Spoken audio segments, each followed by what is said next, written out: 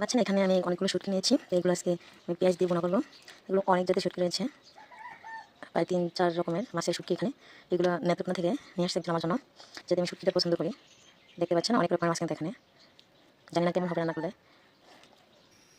তো দেখতে পাচ্ছেন এখানে আমি শুটকিটা ভাজার জন্য একটু তেল দিয়ে দিচ্ছি। তো এখানে তেলটা গরম হয়ে গেছে, এখন আমি শুটকিগুলো দিয়ে দিব।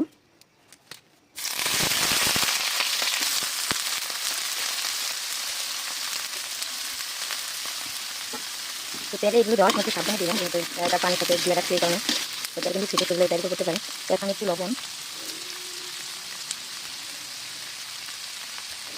আর হলুদ দিয়ে দিচ্ছি, তো কালার হওয়ার জন্য। তো এখানে দেখতে পাচ্ছেন শুটকিগুলো ভাজা হয়ে গেছে, সেগুলো আমি এখন উঠে নেব। তো এখানে আমি আরেকটু তেল দিয়ে দিচ্ছি, আর দিয়ে দিব পেঁয়াজ কুচি।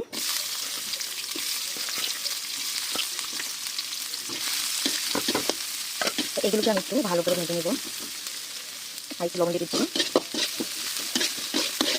আমি এগুলোকে 5 মিনিটের মতো ভালো করে কষিয়ে নেব সব মশলা দিয়ে।